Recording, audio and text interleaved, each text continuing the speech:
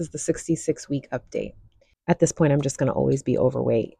Seriously, if I'm going by the BMI chart, weighing anything what the BMI chart says I should weigh is a total pipe dream. At 5'5", I should weigh no more than 149 pounds, according to them. So if I were to maintain the muscle that I have right now and get down to that weight, I would have to be 17.5% body fat, which is in the athletic range. Maybe not elite athlete, but it's certainly not in the mom of two who works 5 days a week range. Now, I did tell myself a couple months ago, you know what? I want to look like track star. I want to look like a track star. Hello, Flojo. But looking more to like what is easy to sustain, I'm thinking 22 to 25% body fat is better and doable. My recent DEXA scan said I have achieved 28% body fat, which I dare say was easy because of a GLP1.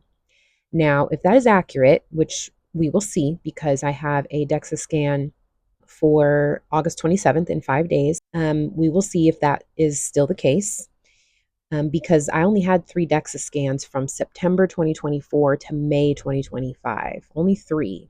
And there was even a 6-month stretch in between the one in September and the one I had in March.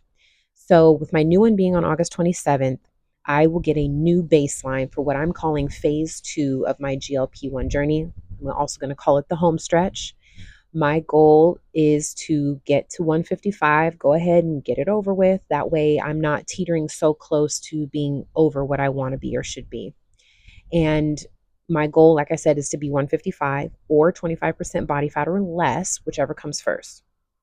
Right now, my current weight, so for this is 66-week update, I weigh 170.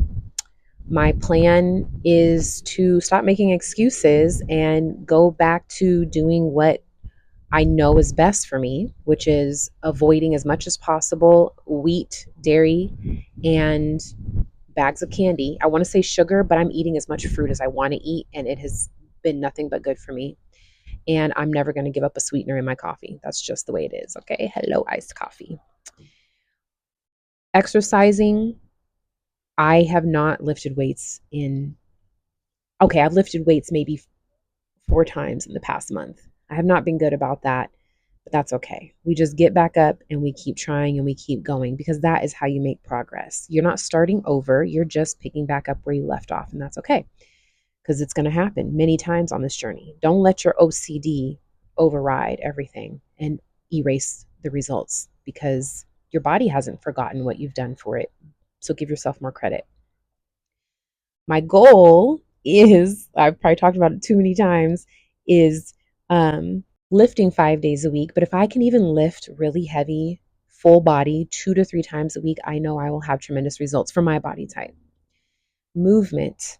I recently set a goal of 10,000 steps on average for the week. That's my goal. I would love to get 10,000 steps per day, but sometimes I just need to rest.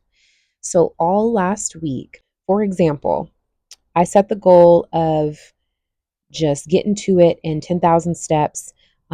I would say June, I set the goal and I wanted it to be incremental. So when I was averaging 5 or 6,000 steps per week, I wanted to get that up to 7 and then 8,000. And then from there, it seemed pretty easy to get 10,000 on a regular basis. So once I finally made the goal of 10,000 steps per week, I was able to achieve that average because one of the days I think I even got 17,000 steps only because I got my 10,000 steps and then I was at the airport all day walking all over. So it was pretty easy to get that up there. But then I needed Friday, Saturday, and Sunday to recover. And that's okay. Your body needs rest. And that's when you get to see your results is after you've given your body some rest. Now, part of my problem with not reaching my step goal in the past was simply just not doing the one thing that was going to make me successful. I just had to have an under the desk treadmill because I am chained to my desk for the entire duration of my shift when I work, which is 5 days a week. And I figured, oh, if I get a under the desk treadmill, I'm just going to be so successful. Yeah, well, that's only if I pull it out and use it. That's only if I make the effort of putting it under my desk and actually walking on it during my shift.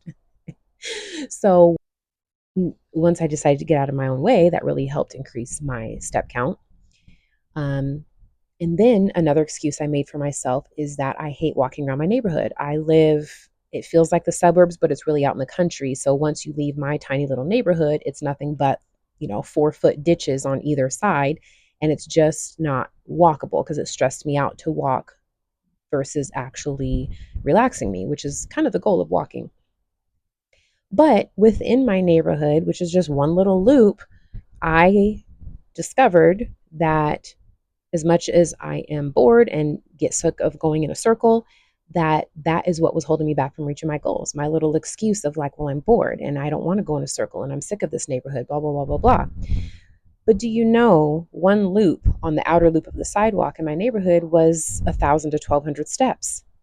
When I realized I only needed to do 8 to 10 laps in my neighborhood and I've reached my goal of 10,000 steps and it only took me an hour or an hour and 20 minutes to do that, it became so much easier. I could get my goal out of the way instead of waiting for the perfect time or the perfect location or circumstance, because not we don't always have time to drive to a park or, where I live to drive down to the waterfront so I can have, beautiful surroundings and a long stretch of sidewalk to get a couple miles in.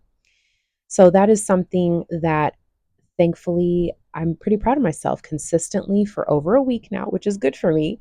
I have put my excuses to the side and just got her done. Just get it done. And I have felt so much better. To walking is like one of the most underrated things that you can do. I walk until I have no more anxiety. I walk until I'm too tired to be stressed. And it's free. So for it to have multi-purpose, hopefully it'll help me clear this plateau that I'm in. But at a minimum, if I can sleep better at night, stress less, worry less, and feel less anxious, then I am winning, especially since it doesn't cost any money.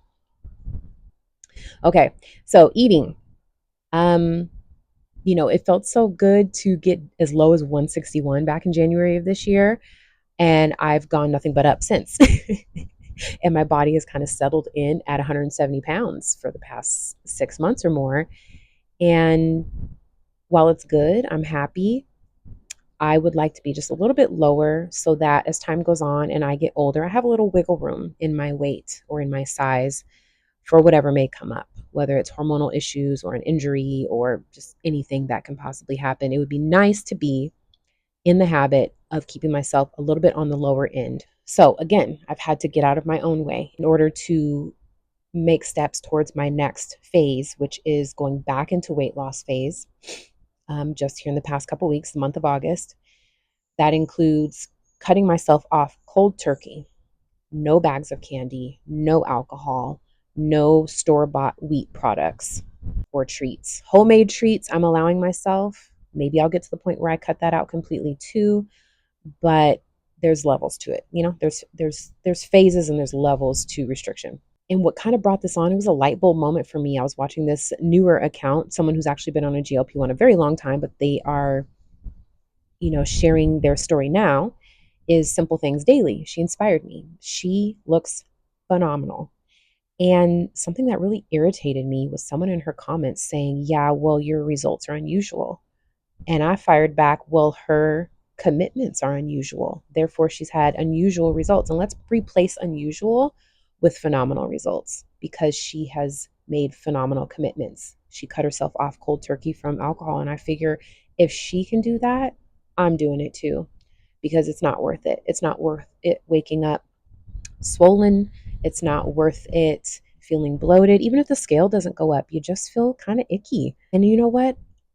I want to have phenomenal results for my own enjoyment. So there you have it. Week 66, we're going to keep on trucking. Maybe by the end of this year, I'll reach my final goal. I'm finding that the last, 15, 20 pounds, probably for anybody, 10, 15, 20 pounds is probably the most difficult to get to because you're fine tuning your results.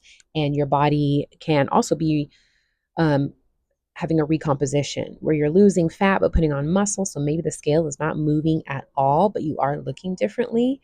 But I'm willing to stick it out and I'm here to document these results. I'm back on YouTube, y'all. I'm here. I'm going to be here every week letting you know what's going on to go from hardcore weight loss phase and to drop 40 pounds, which has always been my dream for at least the past 10 or 15 years, to then coast for 6 months. And while I could beat myself up that I haven't made any progress since early 2025 now, and now that we're 3/4 of the way through 2025, but I'm choosing to just breathe, give myself a pat on the back that I essentially have maintained. And I'm still here. And I take a GLP-1 every week, still, never changing. I'm enjoying it way too much. Okay, thanks for tuning in again. Tune back in next week for week 67 update, and I will let you know how my good habits are going, and hopefully that'll inspire you to keep going as well.